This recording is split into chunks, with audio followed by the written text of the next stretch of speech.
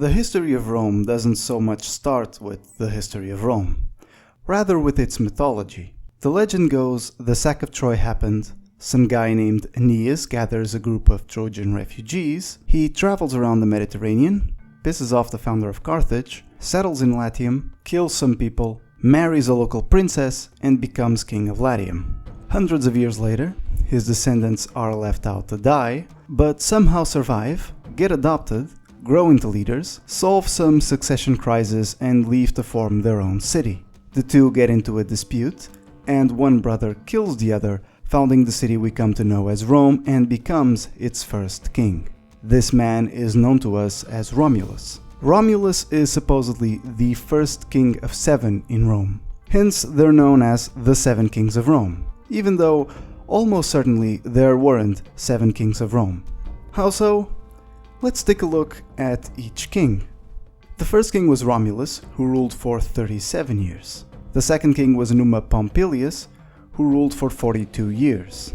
The third king was Talis Australius, who was king for 30 years. The fourth king was Anchus Marshes, who ruled for 26 years. The fifth king was Lucius Tarquinius Priscus, who ruled for 37 years. The sixth king was Servius Tullius, who ruled for 45 years.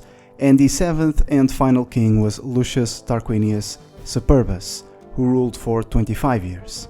Where else in the history of the world did any state have a succession of 7 kings who ruled for at least 25 years, and even some of them stretching over the 40 years mark? The odds of such a thing occurring are ridiculously small.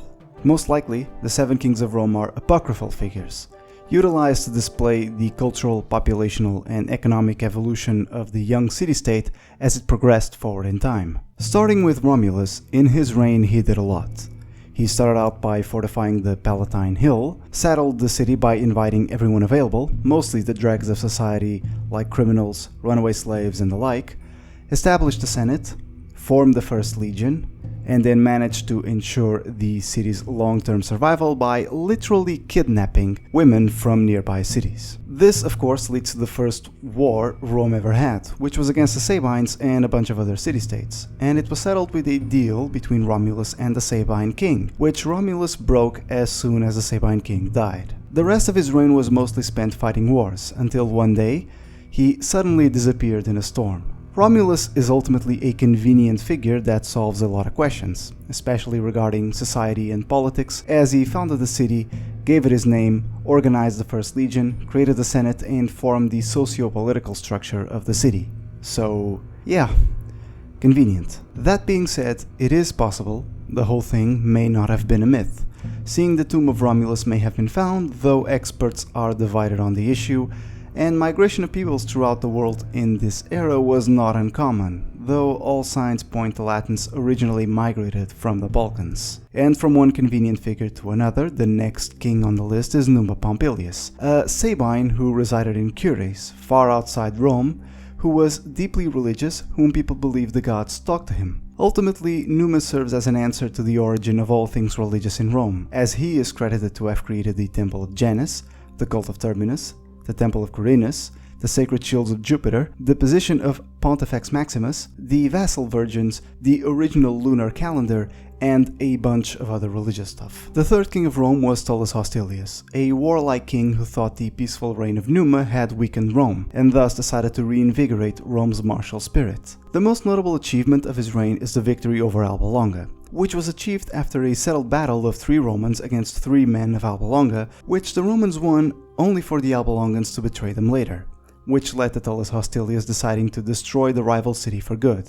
This wasn't the only military accomplishment of King Talis, as he also defeated Veii and Fidenae, as well as the Sabines. The other big accomplishment of Talis Australius was supposedly the construction of the original Senate house, the Curia Hostilia, created to accommodate the bigger Roman Senate after the incorporation of several leaders from Alba Longa. Talis Australius would die after ignoring religious ceremonies, which led to Jupiter striking him with lightning.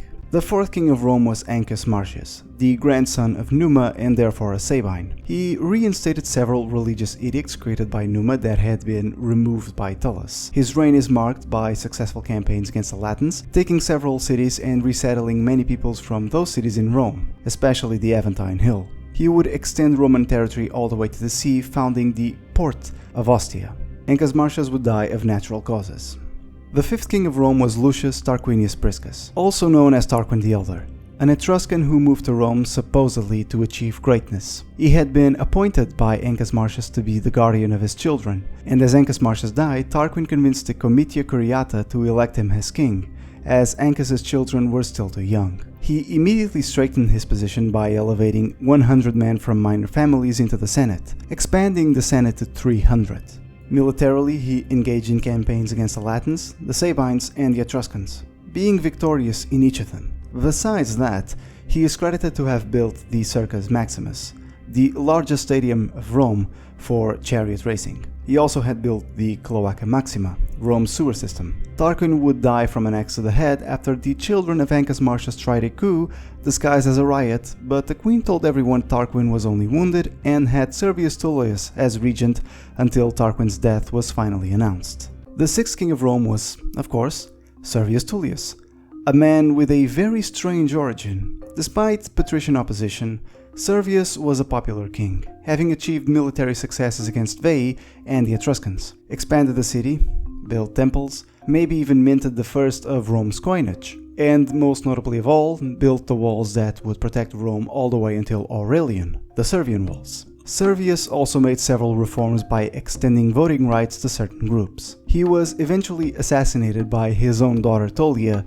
and his son-in-law. The seventh and final king of Rome was said son-in-law, Lucius Tarquinius Superbus, also known as Tarquin the Proud. He was either the son or grandson of Lucius Tarquinius Priscus, and was not in fact married to the daughter who killed his father, but her sister, also named Tullia, because the Romans were incredibly imaginative with naming their children. Tarquin refused to bury Servius, and then killed a bunch of senators who were loyal to the former king. After this, he essentially ruled without the Senate's guidance and was basically as authoritarian as possible. It was during his reign the Latin League truly became a confederacy led by Rome, and Tarquin would utilize it in his campaigns against the Volsci and Aqui. After his son, Sextus Tarquinius, committed sexual acts against Lucretia, the wife of a Roman noble named Calatinus, she revealed the whole affair and killed herself out of shame. This gave way into a conspiracy to remove Tarquin led by Calatinus, his father-in-law Spurius Lucretius Tricipitinus, Lucius Junius Brutus, and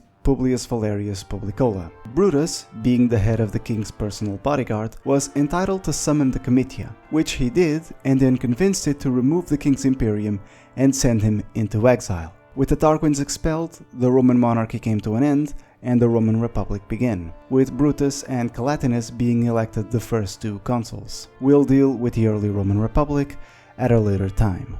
Hope you enjoyed this video, and if you're interested in more, consider subscribing. This was Spectrum, and I'll see you around.